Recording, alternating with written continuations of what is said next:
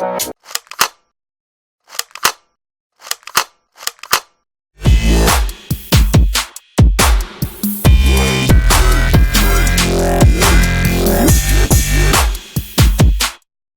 Viewers. তো আজকে মূলত আমরা দেখবো আপনার পিসিতে যখন র্যাম কম থাকে র্যামটি কিভাবে বাড়িয়ে নেবেন সেই বিষয়টি।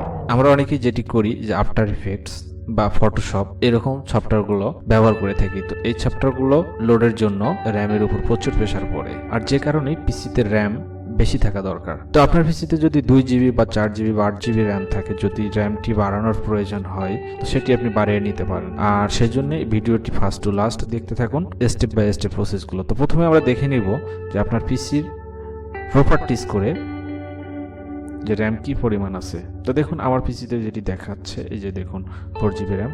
আমরা এই যে কনফিগারেশনটি আমরা কন্ট্রোল প্যানেল থেকেও দেখতে পারি। দেখুন এখান থেকে আমরা কন্ট্রোল প্যানেলে যাব, কন্ট্রোল প্যানেল, এরপর এখান থেকে যাব আমরা সিস্টেমে। তো এই যে দেখুন এখানে 4GB র্যাম দেখাচ্ছে, এখানে কিন্তু বাড়বে না, এখানে যা আছে তাই থাকবে।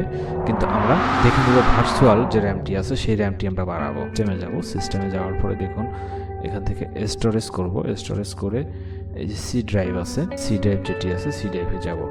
তো দেখুন সি ড্রাইভে এখানে ফ্রি স্পেস দেখাচ্ছে, তো আমরা সি ড্রাইভে ঢুকে দেখব। এরপর আমরা ক্লিক করব সিস্টেমের রিজার্ভে, সিস্টেমের রিজার্ভে ক্লিক করলে দেখতে পাচ্ছি 4.75GB এখানে ভার্চুয়াল মেমোরি আছে। তো আমরা ভার্চুয়াল মেমোরিটিকে বাড়িয়ে নিব। সেটি কিভাবে করব সেটি আমরা দেখব। তো তার পূর্বে আমরা দেখে নেব যে আমাদের সি ড্রাইভে কি পরিমাণ জায়গা আছে। রিফ্রেশ করলে আমরা দেখতে পাচ্ছি 58.1GB এখানে ফ্রি স্পেস আছে। তো এখন কি করব, আমরা এই যে সিস্টেমে গেছি, দেখুন এখানে কন্ট্রোল প্যানেল, আমরা আবার নতুন করে যাচ্ছি কন্ট্রোল প্যানেল। তো দেখুন এই যে কন্ট্রোল প্যানেল থেকে আমরা যাব এখানে সিস্টেম। তো সিস্টেম থেকে দেখুন এই যে কন্ট্রোল প্যানেল, এরপর অল কন্ট্রোল প্যানেলস আইটেমস, এরপর সিস্টেম, তারপর দেখুন এই যে এখানে অ্যাডভান্স সেটিং, আমরা অ্যাডভান্স সেটিংয়ে ঢুকবো। অ্যাডভান্স সেটিংয়ে ঢোকার পরে পারফরমেন্স আছে, পারফরমেন্সের যে সেটিংস অপশনটি আছে এখানে ক্লিক করব। এখানে ক্লিক করার পরে দেখুন এই যে ভার্চুয়াল ইফেক্টস মেনুর পরে অ্যাডভান্স আছে, অ্যাডভান্স মেনুতে ক্লিক করব। অ্যাডভান্স মেনুতে ক্লিক করার পরে এখানে যে চেঞ্জ অপশন আছে, চেঞ্জ অপশনে ক্লিক করব। ক্লিক করার পরে টিক মার্কটি উঠিয়ে দেবো। উঠিয়ে দেওয়ার পর আমরা এই যে কাস্টমাইজ আছে, কাস্টমাইজে ক্লিক করব। ক্লিক করে এখানে মিনিমাম এবং ম্যাক্সিমাম আমরা দিয়ে দিব এখানে। তো মিনিমাম আমরা ইনিশিয়াল সাইজ এখানে দিতে পারি এবং ম্যাক্সিমাম সাইজ আমরা এখানে দিতে পারি। আপনারা চাইলে কম বেশি দিতে পারেন। আমি 8GB করব। তো 8GB করার জন্য যেটি করব, এখানে যেহেতু 1024 MB-তে 1GB গুণন আমরা 8 দিব, তাহলে এটি 8GB MB পাবো। আর আমরা MB কেন করব, দেখুন এখানে MB-তে আছে, এখানে GB-তে নেই। তো এরপর আমরা এটি কপি করে নিতে পারি বা এখানে টেক্সট করতে পারি। তো আমি কপি পেস্ট করছি, কম বেশি করে দিলে সেইভাবে এটি ইউজ হবে। তো এখানে সেট করবেন, সেট করার পরে এখানে ওকে করবেন। ওকে করার পরে দেখুন এই অপশনটি আসলে আপনারা আবারও এখানে ওকে করে দিবেন। ওকে করার পরে দেখুন এরপর নিচে অ্যাপ্লাই আছে, অ্যাপ্লাই এবং এখানে ওকে করবেন। ওকে করে এই অপশনে এসে আবার ওকে করবেন। ওকে করলে আপনার এটা রিস্টার্ট যাবে। তো আমরা রিস্টার্ট দিয়ে দিব। দেখুন আমরা এই যে রিস্টার্টে ক্লিক করছি। তো রিস্টার্ট করার পর ভার্চুয়াল যে মেমোরিটি আছে, ভার্চুয়াল যে র্যামটি আছে আমরা সেটি দেখব। সেটিংস, নোটিফিকেশন আইকন থেকে আমরা অল সেটিংসে ক্লিক করব। অল সেটিংসে ক্লিক করার পরে দেখুন এখানে সিস্টেম আছে, সিস্টেমে ক্লিক করব।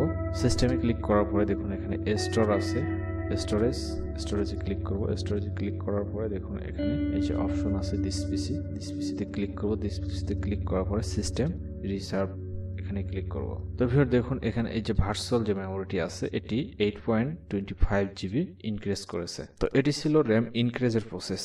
তো ভিউয়ার্স দেখুন এই ভার্চুয়াল র্যামটি যদি আপনারা ব্যবহার না করতে চান ভার্চুয়াল মেমোরিটি, তাহলে যেটি করবেন এখানে আবার এই যে control panel, all control panel item থেকে সিস্টেমে আসার পরে দেখুন এখানে অ্যাডভান্স সিস্টেম সেটিং আছে, এখানে ক্লিক করবেন। এখানে ক্লিক করার পরে এই যে দেখুন অ্যাডভান্স থেকে সেটিংয়ে ক্লিক করবেন। ক্লিক করার পরে এই অ্যাডভান্সে ক্লিক করবেন। অ্যাডভান্স থেকে আবার চেঞ্জ থেকে এখানে যে অটোমেটিক আছে ওকে করবেন।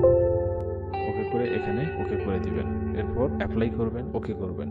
ওকে করে এখানে ওকে করে দিবেন। দিয়ে দেখবেন এখানে রিস্টার্ট অপশন আসছে, রিস্টার্ট করে দিবেন। রিস্টার্ট করে দিলেই দেখতে পাবেন যে আপনার র্যামটি আগের অবস্থায় ফিরে গেছে।